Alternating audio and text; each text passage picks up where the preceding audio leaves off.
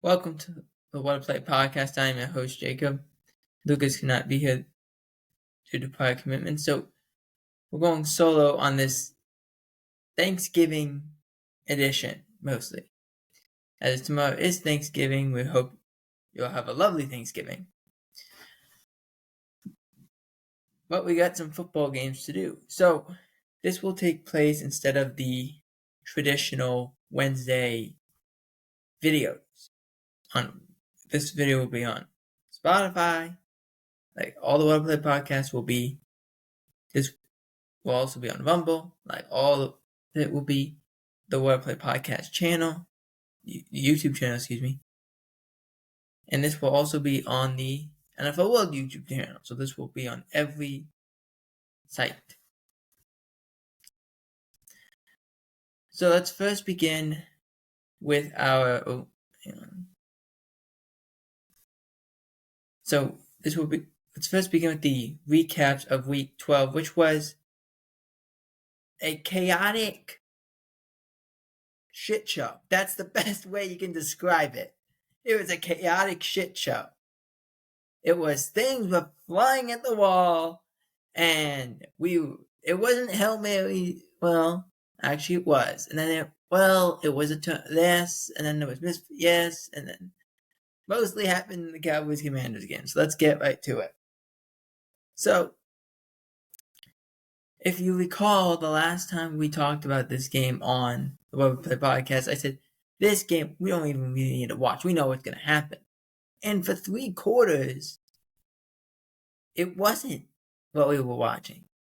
We saw, I think, what we always seen from a Cliff Kingsbury offense. They start off really well. They're on the rise. They're making plays. They're doing this. Everything's at a high volume level. And then they just nosedive. And for 3 weeks now, they have nosedived.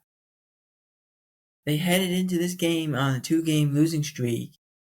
And then ended up losing this game 34-26. And the game wasn't even that close at times. And you just saw the Cowboy defense make plays, the Commanders defense make plays, trying to give their offenses a chance to do something. And they couldn't do anything. Like Dallas was playing inspired football on the defensive side. They got turnovers. They had 3 turnovers on the day, including the late game interception. They just made plays.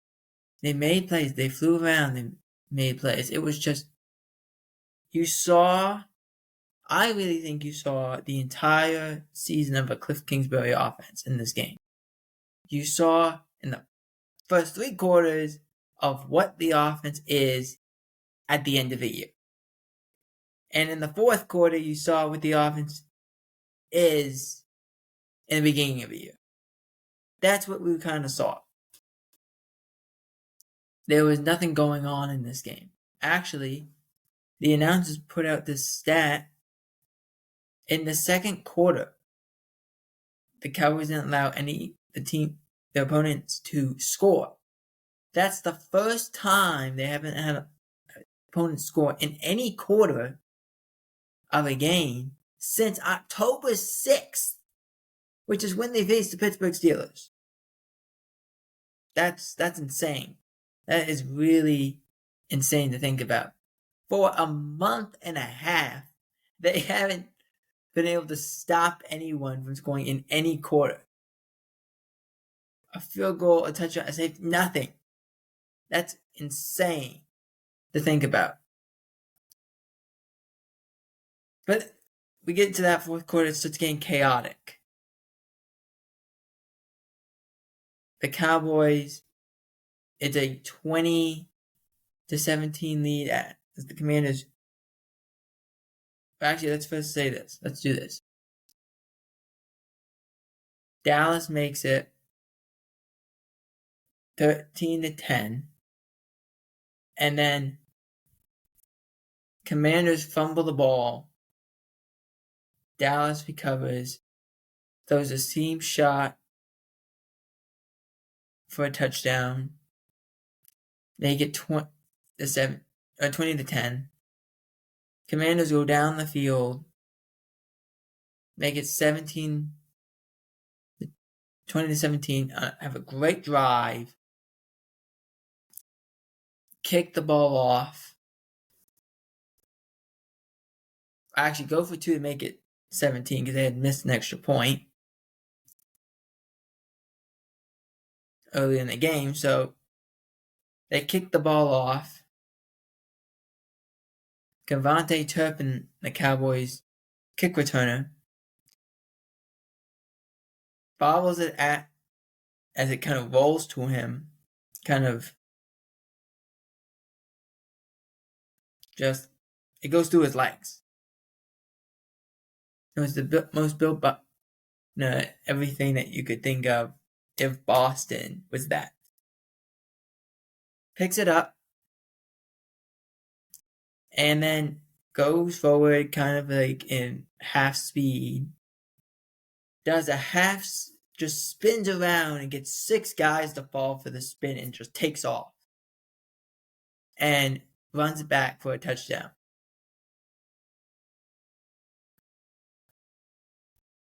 So it's 27-17. Commanders go down the field, get a field goal, go for the onside kick, don't get it. Cowboys can't do anything with it.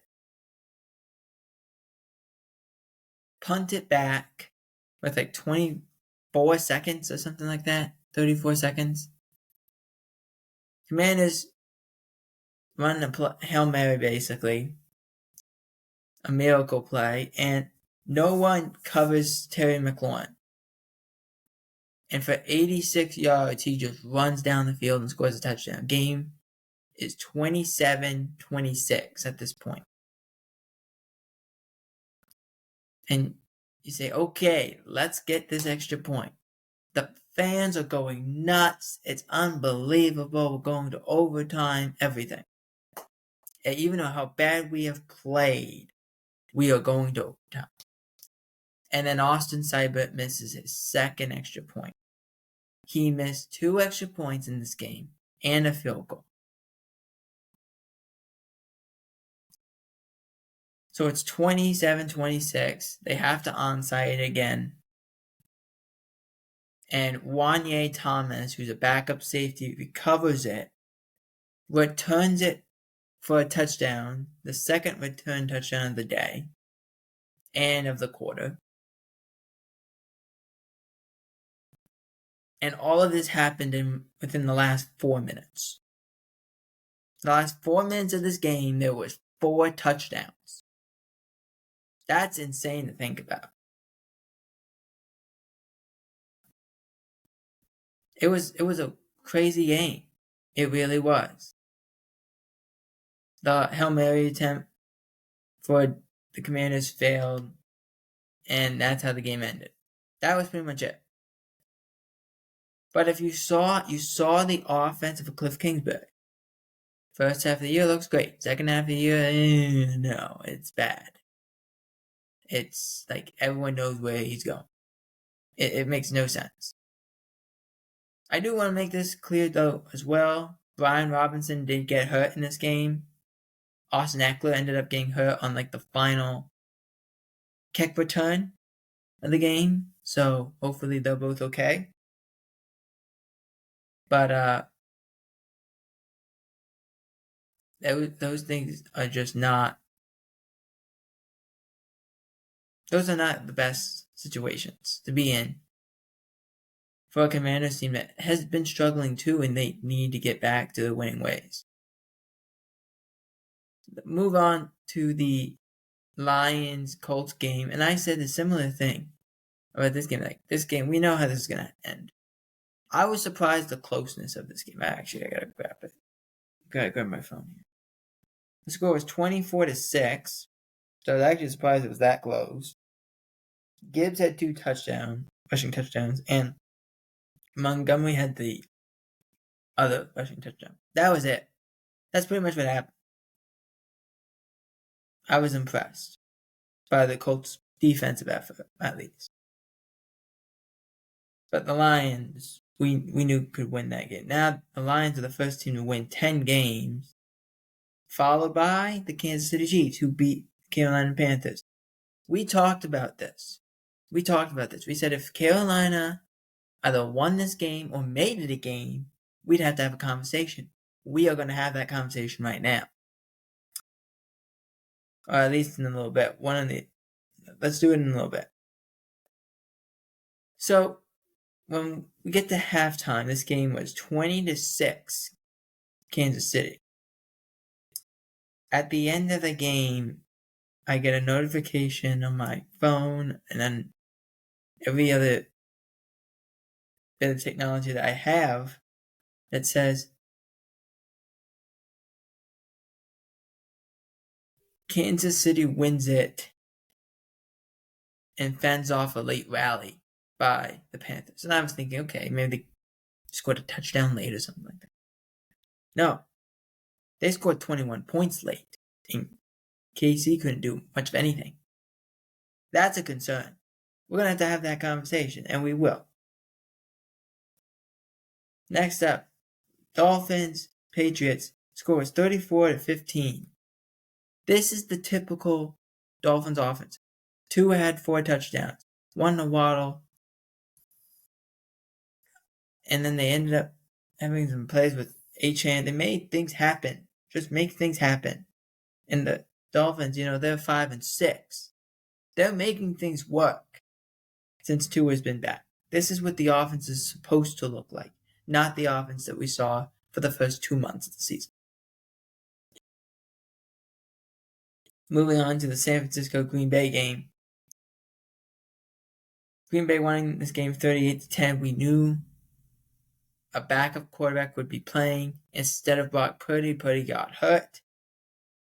It ended up being Brandon Allen, and it was not good. Turnovers, missed plays, missed possessions, not performing well. Just on and on. This is not good. Not a good performance for San Francisco. Now 5-6 in a division that Seattle is winning and Arizona's right there. You're tied with the Rams, which we are going to talk about in a moment, but it's not a good thing to be in the situation you are in. Moving on to the Eagles and the Rams, 37-20 was the score. It was not a pretty game, but it was a game that, we're expecting the Eagles to play. It's a very much, and we talked about this, we're going to talk about it actually in the game between the Ravens and Chargers too. They depend solely on one player all the time. Solely on one player. That's not good. Because what happens if that player gets hurt? You can't depend on it anymore. You can't, or at least not for that year, or at least not for the games that he's out. He's hurt. He's playing, but he's hurt. You can't. We're seeing it with the Commanders right now. They depended on Jaden Daniels so much. And then he got hurt with his ribs. And they haven't been able to depend on him as much because the thing about Jaden Daniels is he can pass the ball, but he runs the ball, and he runs aggressively. Lamar, Saquon, those guys do that. Don't have them, it's a problem. But it gets to the point of they get into a bad position, and Belichick said this on Monday night. He said, the best play they can make of it in this 3rd and 20 is Lamar scramble around and make a play. They depend on him so heavily that it's Lamar must make a play for us, because otherwise we can't do anything in this situation.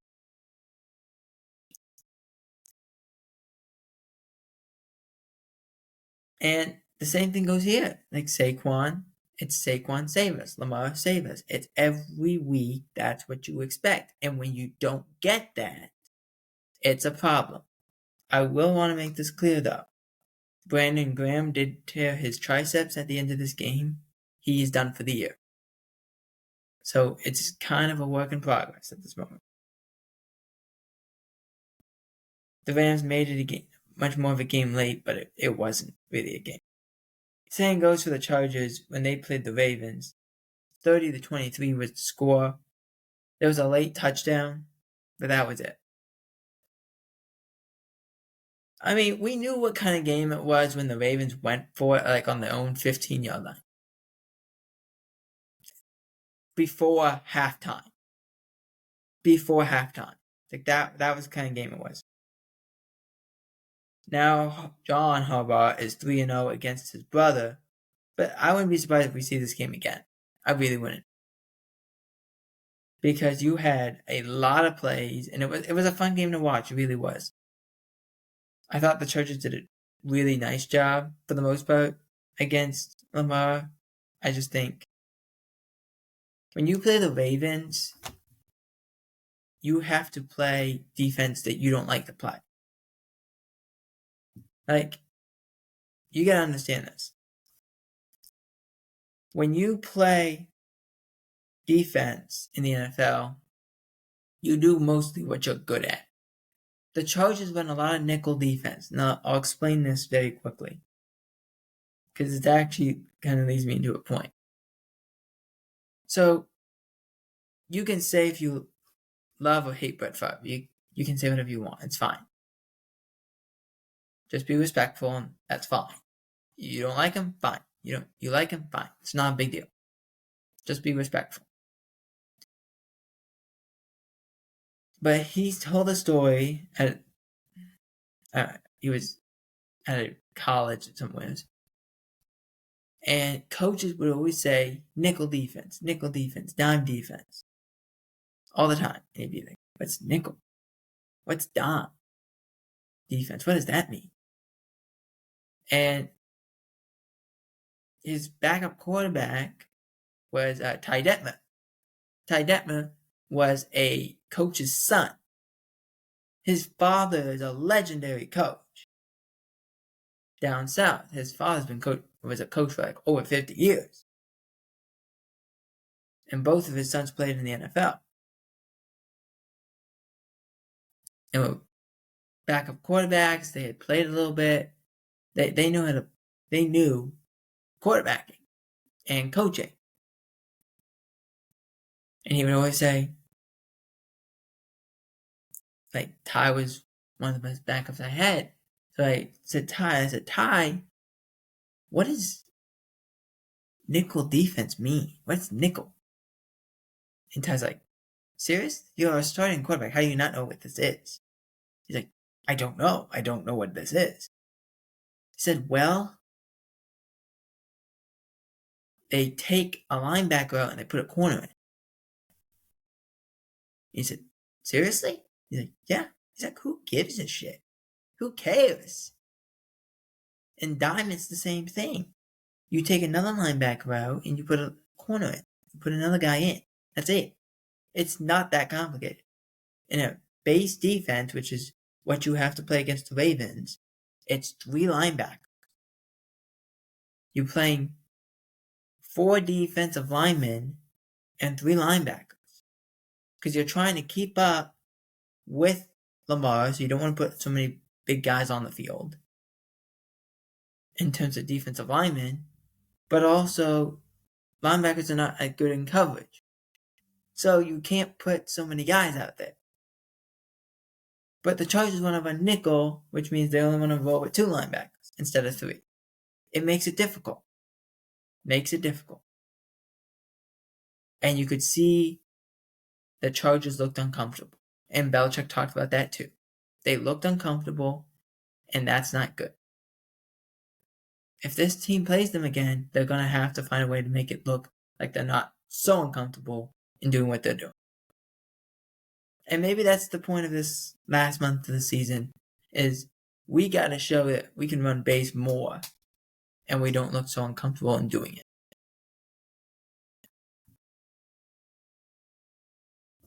Now, moving on into... Hang on, let me get the news up here. Moving on to the NFL news portion of this.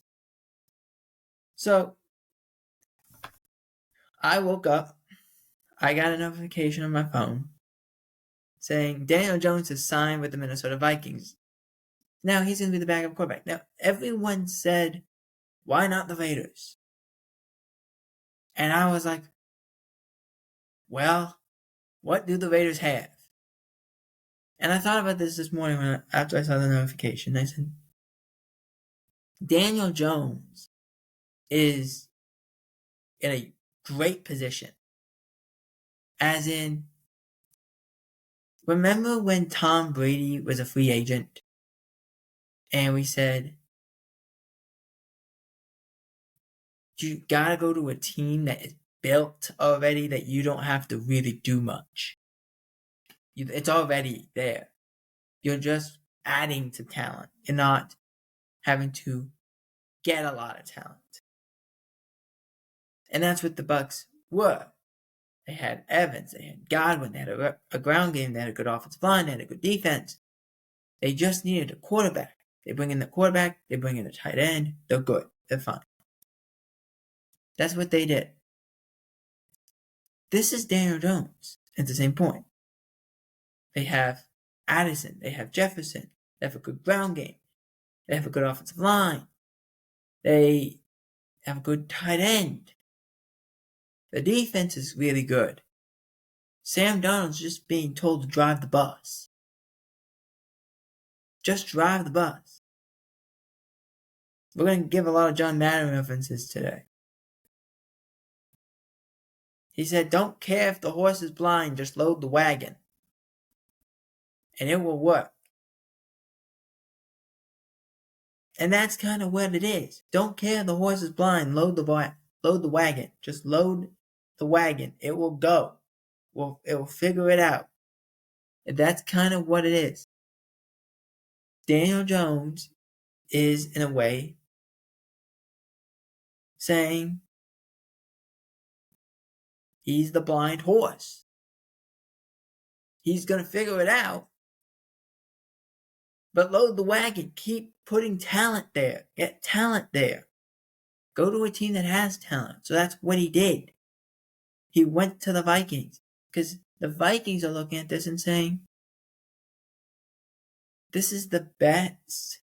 We have the best team in our division. And we're right there with them. We just need to make sure we stay healthy. But then, we had a quarterback injury before the season started. So we got a backup quarterback playing. What happens if our backup gets hurt? We need somebody who can help. Daniel Jones could fill that position and we say, okay, yeah, he's got experience.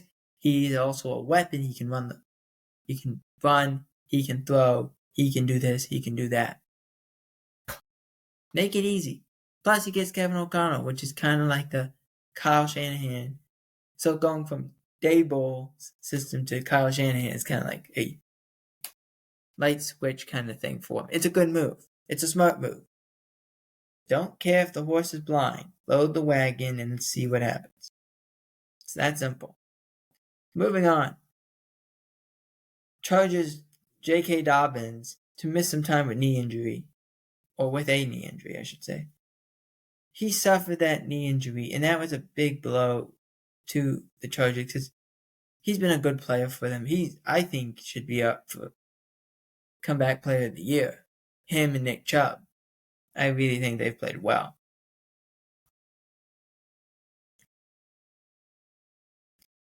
And when we talk about Nick Chubb's resilience, J.K. Dobbins, my Lord. 2 Achilles tears. Achilles tear, an ACL issue, this issue, that issue. It didn't stop for 3 years. And that's resilience right there.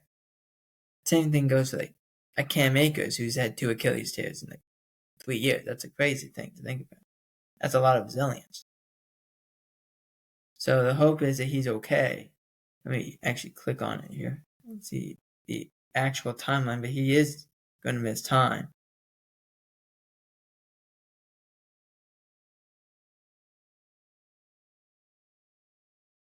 It doesn't exactly say, it just says knee sprain. So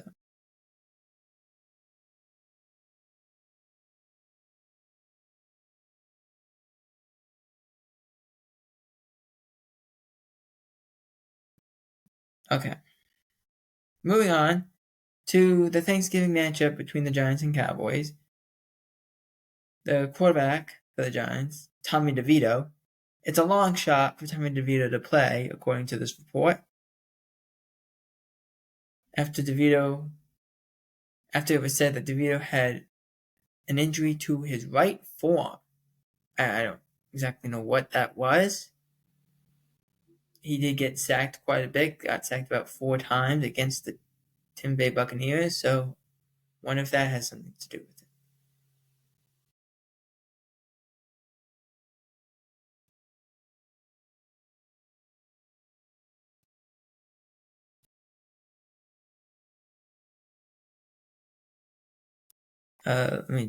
I'm just looking to make sure I got everything.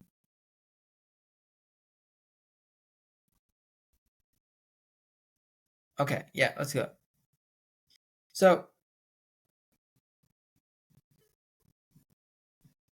as much as we know, okay, there's 3 games on Thanksgiving this year.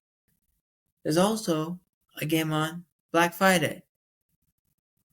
The Raiders at Kansas City. This game happened last year on Christmas.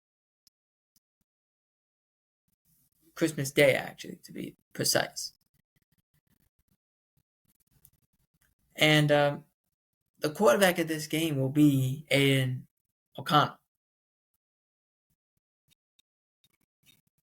As Gardner Minshew suffered a broken collarbone, he's done for the year. And we were saying, is it Desmond Ridder? Who is it? It's going to be Aiden O'Connell, who's come back from a thumb issue. The hope is he's okay. It's actually hard to come back from a thumb issue because you can't control the ball the same way. It's one of those things. You have to be very careful.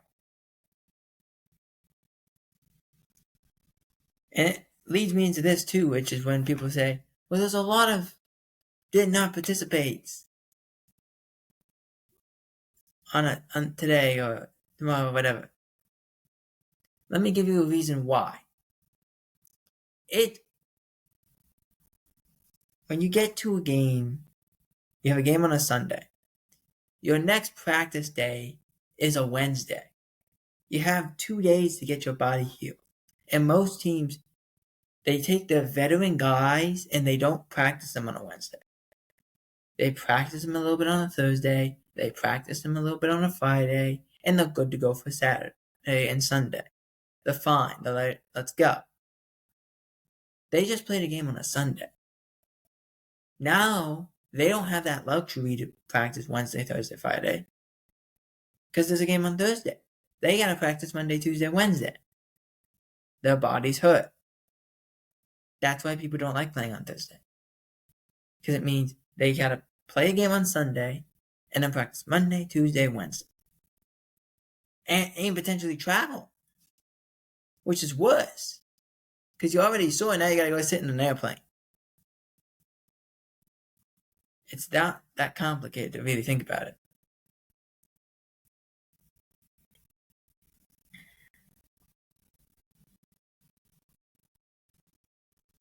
I just want to make sure I got everything.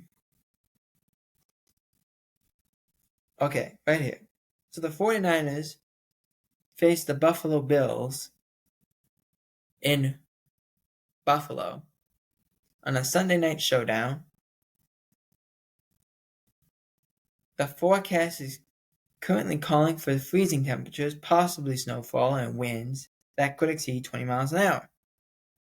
The National Weather Service in Buffalo has called for potential low visibility, with snowy roads and possible impact travel.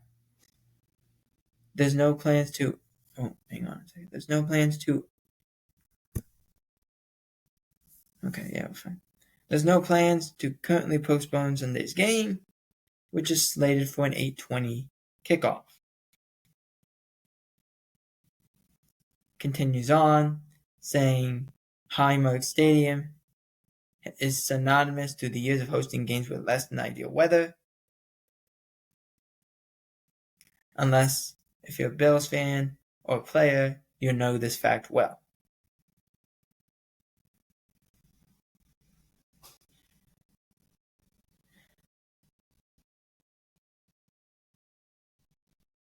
So basically, expect, and everyone's like, oh, it could be bad weather in Buffalo. It's Orchard Park, New York. It's going to be bad weather. It's going to be windy, it's going to be freezing, and it's going to be snow.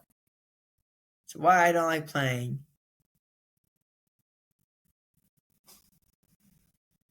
in Buffalo in late December. Now, before we get into the week 13, week 13. We just recapped week 12. We have to talk about this. So, we had a Jerry Jones on 105.3 The Fan on Tuesday doing his weekly radio. And he talked about potentially extending Mike McCarthy. And that got through to the media. This is Jerry Jones, though. Why the media is always surprised, I don't understand. The media went and heard this. This is from Jerry Jones. And Jerry Jones is a great businessman. You can hate him as a owner. I don't like the way they've conducted business this year, but that's my opinion. But as a businessman and selling, he can sell. And he sells to the media, and we buy it every week. He said Mike McCarthy, that there could potentially be extension talks. Now, he did the same thing with Jason Garrett. When they did the lame duck thing, remember, before they moved on from Jason Garrett, they had like 2 or 3 dinners with Jason about potentially extending it. They did that before making the move on from Garrett. That's what they did.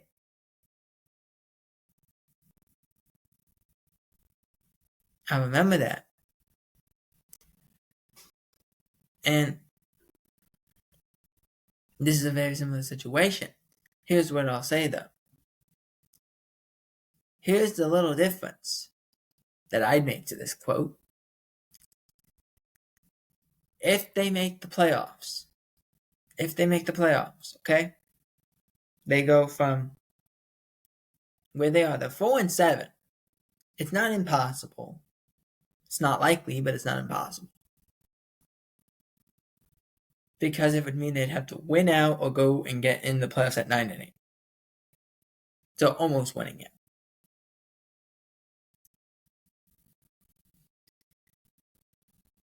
Then it would mean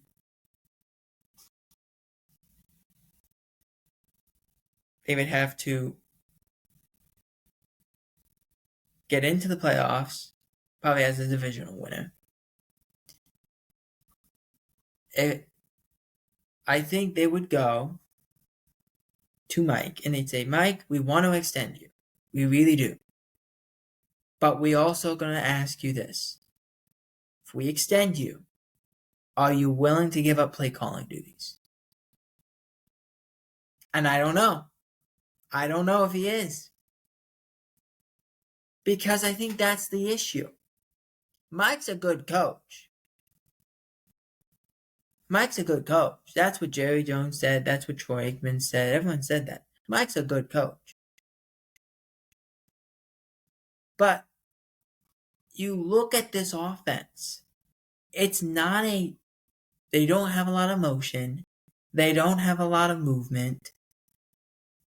They don't make it easy for the quarterback. It's hard.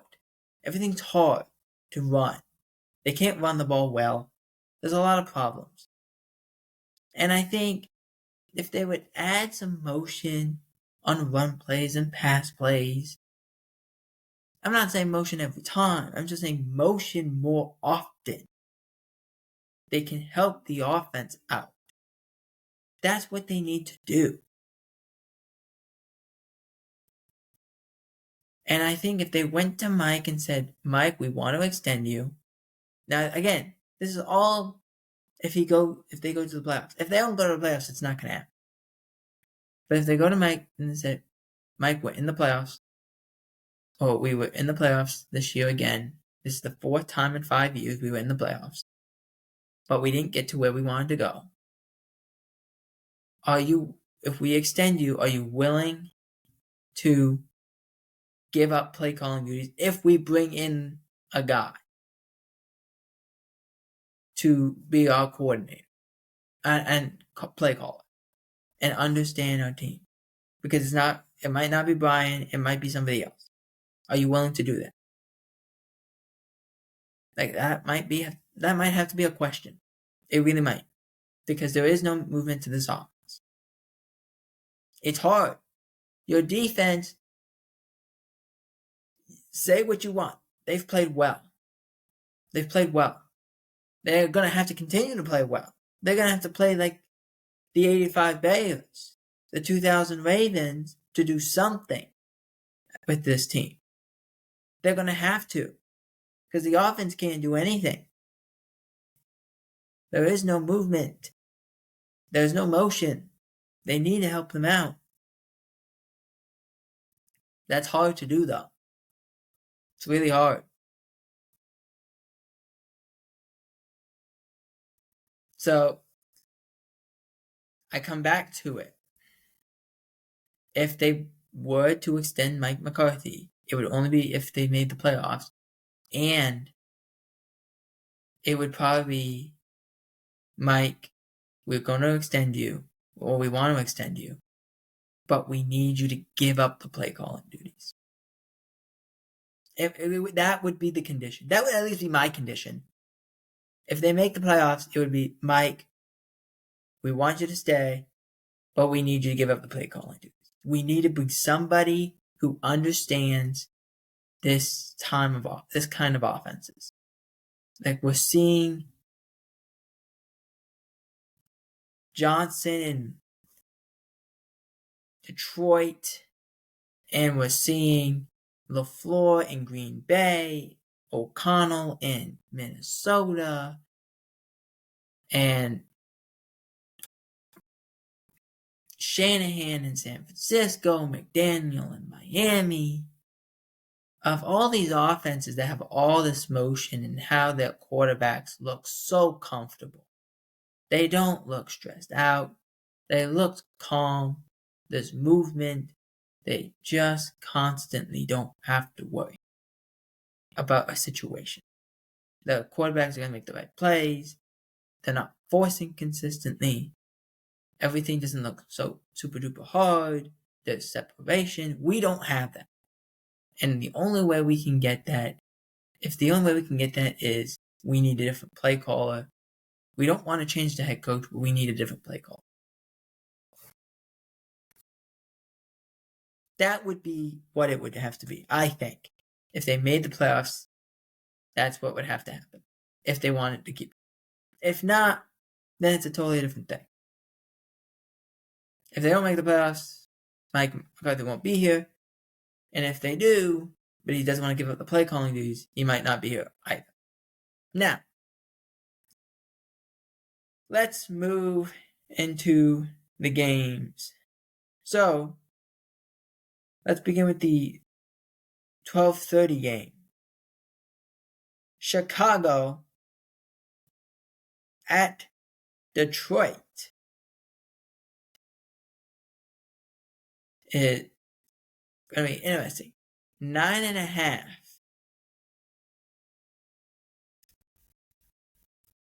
is for Detroit. That's high. That's very high. In fact, I'm going to take the Lions to win, but I'm going to make it a lot closer of a game. The score is going to be 28-24 Lions. But it gets very interesting in these games. In these divisional games especially. So, Lions win 28-24. Let me look back at there.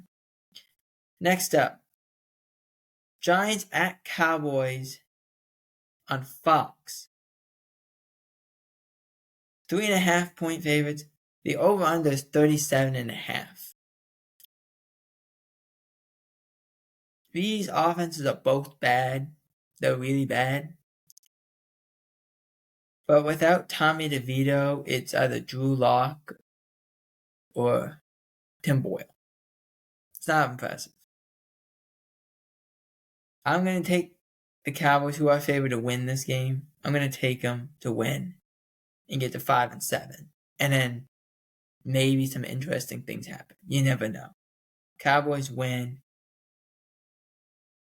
20-10 in a pretty boring Thanksgiving game. Next up, Black Friday.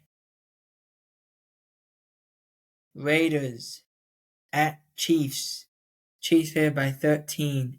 Aiden O'Connell's the quarterback. Chiefs have been playing some strange games. Give me the Raiders. I told you the Raiders would split with them. This is the game they're going to split. Raiders win. They find a way to win. 24-21.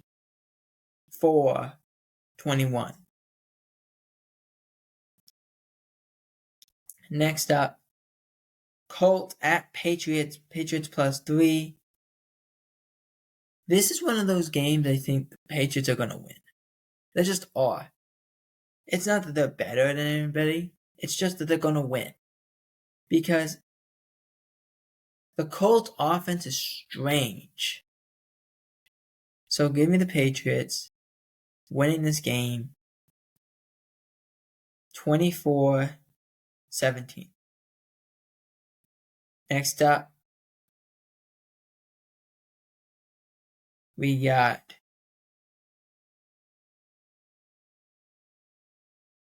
San Francisco. Hang on, let me get this. Yeah. Let's do the Eagles. Okay. We got Eagles at Ravens. Ravens favored by 3. The over-under is 51. That might go over, actually. But give me the Ravens to win. I think this will be a fun game to watch. And I'm going to be watching this game on CBS for sure. Ravens win. High-scoring game. 38-31. Last game, San Francisco at Buffalo. Bills favored by 7 in the snow, in the wind, in Orchard Park, New York. It's going to be cold. It is going to be freezing. Give me the Bills. And it makes more questions than answers. Bills win 30-10.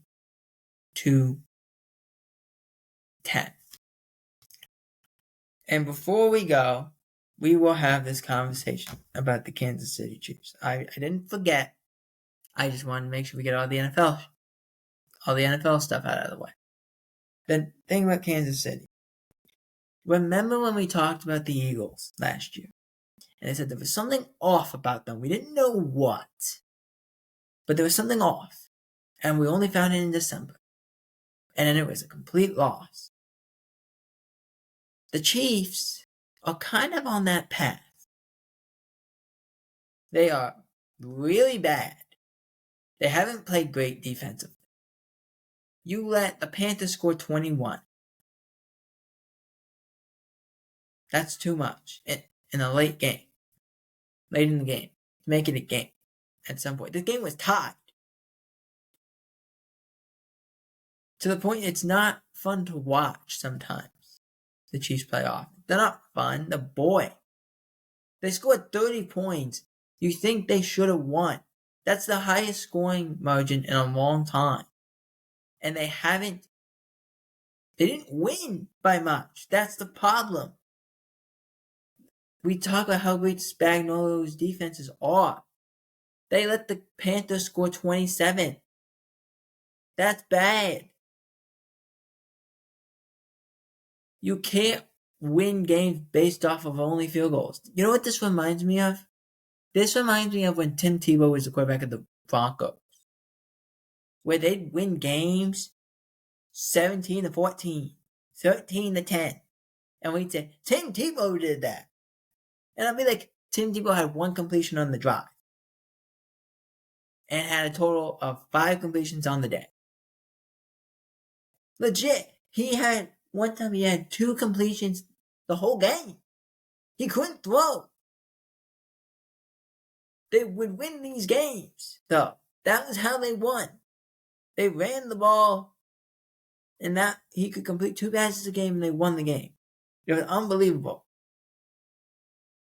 The Chiefs are not exactly that, but that's how they win. They're going to win games. Scores of 7, 10, 3. That's how they're going to win. They can't win by 20. I saw a meme, and it was talking about the Cowboys, but it really does resemble the Chiefs too. It was saying how the Cowboys cannot win a normal game. And they were showing the Steelers game about how they nearly fumbled inside the 10. In a game against the Commanders where literally they're doing everything to almost lose the game, and yet somehow they find a way to win. The Chiefs are in the same boat. Not exactly the same, but the ways they are winning and you gotta win, like that's all important. You can't, the last time the Chiefs and Raiders met, this game was too close, and the Raiders weren't very good. Now they're worse, and I'm afraid the Raiders are gonna win this thing, because it's not Gardner Minshew playing quarterback. So, I think it all has to be said. It's not Mahomes' fault. It's not Kelsey's fault, even though Kelsey hasn't played well. It's the offense does not click. There's no offense. What we said about Cliff Kingsbury and the Commanders, we have to say about Matt Nagy and the Chiefs. It's not good. First half of the year, it was okay. Now it's not good. And as much credit, we gave Spagnuolo all this credit. He's a wizard. He's this. He's that. It hasn't looked good the last month. Hasn't looked good. Hasn't looked good since the Buffalo game. And even really before that. It didn't look that great. But Buffalo definitely created some holes, and teams are exploiting those. And that's what they're doing. Plain and simple. And that is it for the Well Played Podcast. Let me know in the comment of what you think of the predictions this week and who you would predict to win this week. But also, give me a reason of why the Chiefs have looked so bad in recent weeks. For Well Played Podcast, I'm Jacob Heber, and we will see you next week.